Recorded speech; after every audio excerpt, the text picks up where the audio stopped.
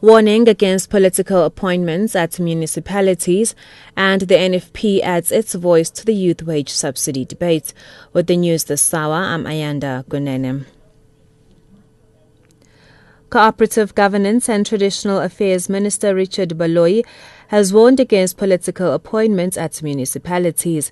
He says councillors have begged him to sanction the appointment of incompetent officials in the name of political expediency. He was addressing ANC councillors at the Western Cape Local Government Summit in Cape Town. Baloyi says this is costing the ruling party. There will be no political decision that will say appoint a person who's not competent. There can only be selfish interests served disguised under political assignments. We need to deal with those things. Those things are not assisting us, and if we are not careful, if we don't stop these things in our own, we will keep on donating municipalities to the DAs of this world. Poor management has led to several Eastern Cape state doctors not being paid. Health MEC Sicelo Qobana has blamed administration problems coupled with poor planning. This particular financial year, we have a bit of a problem, a combination of two things. Poor management and poor planning by managers in the department impacting on the budgetary arrangement and also the budget cut, because this particular problem has impacted even on the payment of doctors, which is a painful thing, and nurses. But I think we are on top of it now. Very few days to come, we shall be over it, and then we shall then be assessing as to how long must we then suspend the issue of appointing new people into the department. It's not a long-term issue, but it's a matter that makes us to understand what is the depth of this problem that has put us into this quagmire. 6 people remain in critical condition after a taxi collided with 2 cars on Botha Avenue in Centurion, claiming 6 lives. Tshwane Emergency Services spokesperson Johan Peterser says the driver of a taxi lost control and the taxi was pushed onto oncoming traffic. The taxi collided with 2 cars. He says 11 people have been taken to nearby hospitals. The ANC's Women's League has joined a party call for a march to the Goodman Gallery in Rosebank, Johannesburg on Tuesday to protest against a painting showing President Jacob Zuma's private parts and one depicting corruption in the ANC.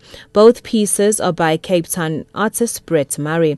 ANC's Women's League spokesperson Troy Martins says freedom of expression comes with responsibility. You can't have people expressing freedom of expression at the expense of the human dignity of others. Everyone who isn't sensitized to this issue needs to remember where we come from as a country. We can't forget the past where many South Africans, especially black South Africans, were not afforded basic human dignity. And that's really the issue with this painting. It's a bigger issue than just the president with his genitals exposed. Labour Union NUMSA says the problem of unemployed young people is too big to be solved through a 5 billion rand wage subsidy. NUMSA President Cedric Gina says government solutions must involve a massive skills revolution for young people. This includes the reopening of nursing colleges, the filling of all further education and training facilities, and the adoption of a manufacturing-based industrial strategy. He was speaking at the 25th anniversary of NUMSA in Athlone in the Western Cape. COSATU is opposed to the current proposed youth wage subsidy because they claim unpatriotic South African employers will use the subsidy to line their pockets. Meanwhile, the National Freedom Party has added its support for the proposed youth subsidy. Party President Zanele Kamagwaza Msibi says President Jacob Zuma needs to roll out the subsidy to help alleviate youth unemployment. She was addressing KwaZulu-Natal NFP Youth Movement Elective Conference in Ladysmith. We fully support the youth wage subsidy. It is not the approach that is proposed in South Africa only. It is the approach that has been used in all other developed countries, and therefore we support it because it is going to give employers an ammunition to be able to employ more young people. And we are saying to the President of the country that it is now time, because there is budget that is set aside for this program. What is needed from the President is to implement this immediately.